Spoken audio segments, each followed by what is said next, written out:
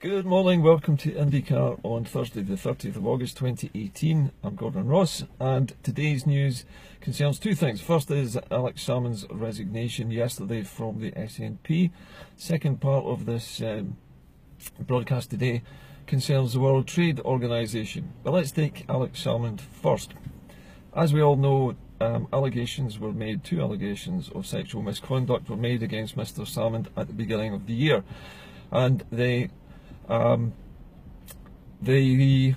process involved should have kept both his identity and the identity of those making the allegations completely confidential, except there was a leak, and the leak occurred from the office of the Permanent Secretary to the Scottish Government. Now, the Permanent Secretary is an appointee, is a person appointed by the Prime Minister in Westminster to be the senior civil servant in Scotland, and this particular person had brought in new legislation which meant that it was almost impossible for whoever these allegations were being made against to know what the allegations were, to see any evidence, and to examine any witnesses. And so Mr. Salmond has been left in the situation where he's fighting to clear his name against allegations made by people he doesn't know from a period of time that he can't remember because it was so long ago. And there's no way for him to defend himself because he's not allowed, or his counsel, defence counsel, is not allowed to interview or ask questions of any witnesses or to look for any other corroborating evidence which might have supported these allegations. So that has also left the First Minister, Nicola Sturgeon, in a terrible predicament because she's now faced with the founding father, if you like, of the SNP's independence campaign that led to the 2014 referendum. She's faced with the man who really is the key figurehead of the SNP being smeared by unknown people, basically, who are making allegations against them without any evidence that we can see. So the media pressure was on for Miss Sturgeon to suspend Alex Salmond from the SNP, and of course the British nationalist media, the UK media, is screaming that Salmond should be suspended. Now, Mr. Salmond is a very experienced politician, and he's realised that the damage that would do to the SNP would be substantial because of split. And so he has taken it upon himself to resign from the SNP today, with the sole purpose of basically just taking himself out of the equation and saying, look, I will fight to clear my name, but in the meantime I'm resigning from the SNP so that the party can get on with governing Scotland and preparing for the next independence referendum without this sideshow. So he's done something which is both selfless and clever at the same time. He's going to fight to clear his name, and he's vowed to return to the SNP and to re-enter politics as soon as that's been done.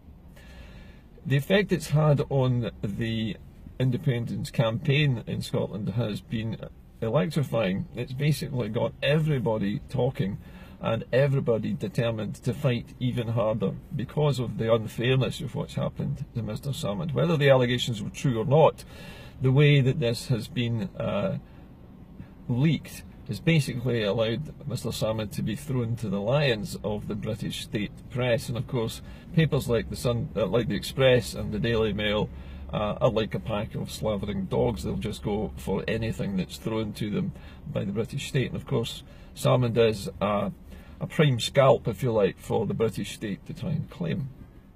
Anyway, the upshot of this is that this ploy seems to have backfired badly on the British state, because more people, not fewer, more people are joining the SNP now. As a result, there's been another spike of thousands of new applications to join the SNP as a direct result of the smear campaign against Mr. Salmond.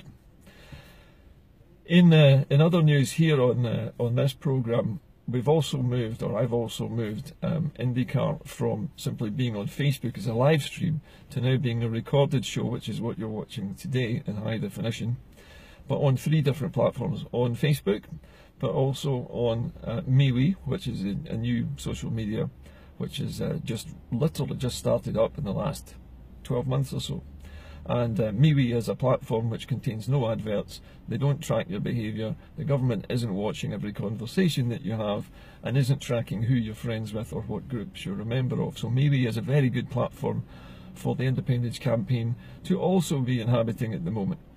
And as well as that, as you know, this show goes out also on YouTube.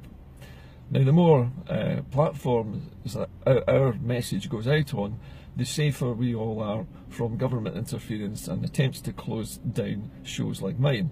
Facebook has already threatened to close down Indycar last week, simply because of some allegation made by some anonymous troll somewhere about something I may or may not have posted, and about some post that have been taken down that I'm not allowed to know about. So again, the Salmond treatment is being dished out to me, but with lesser charges.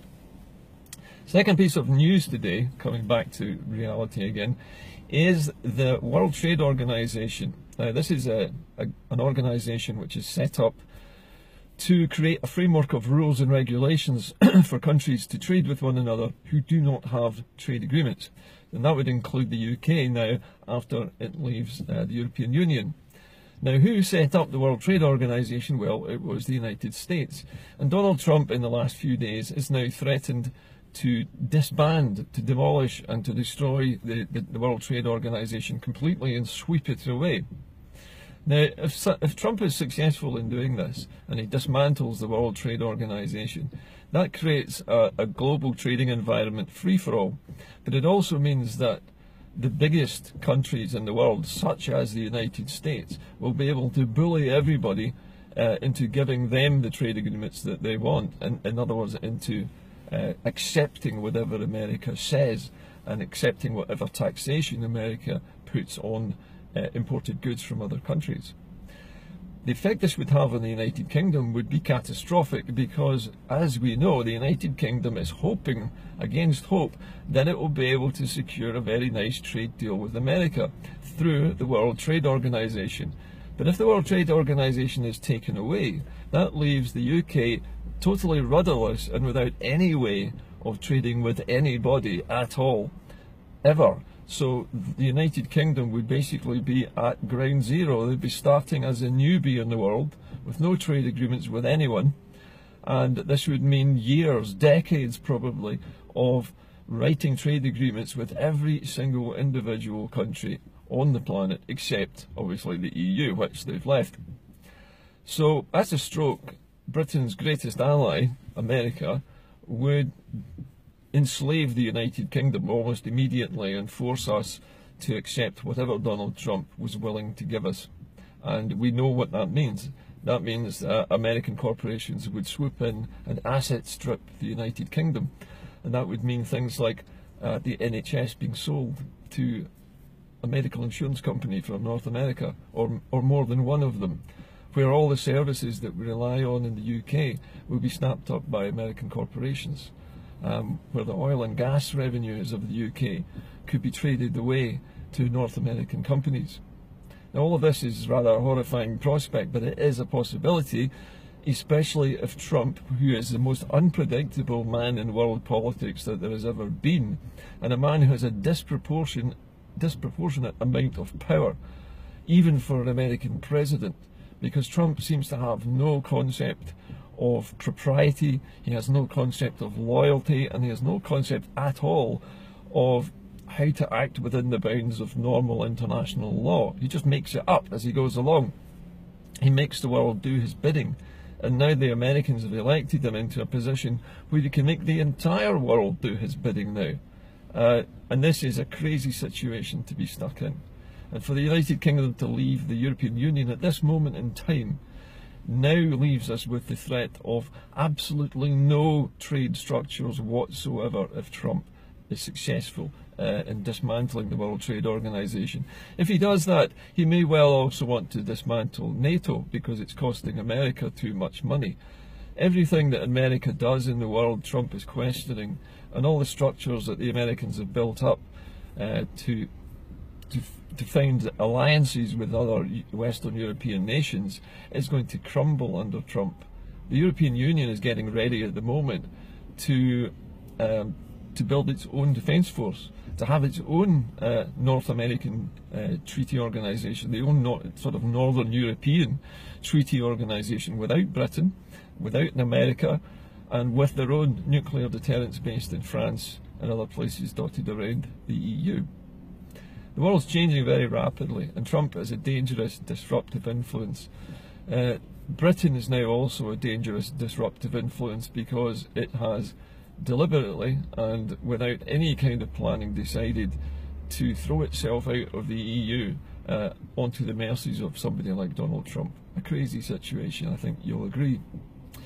As for us in Scotland, we have to keep fighting, and now that Mr. Salmond is no longer a sideshow, he's off clearing his name, and I guarantee you he will clear his name. And I'd be willing to bet you that these allegations just vanish and are withdrawn because they've done their job. They've thrown a bit of mud at Salmond, it's stuck for a while, it's partly damaged him, but not much, and the SNP will go from strength to strength now. The independence cause is getting stronger all the time. Indycar views at the moment are running at 318,000 per month, and the MeWe presence that we've got now started out just 2 days ago. We already have 400 Indycar fans already on the MeWe platform and already setting up groups there.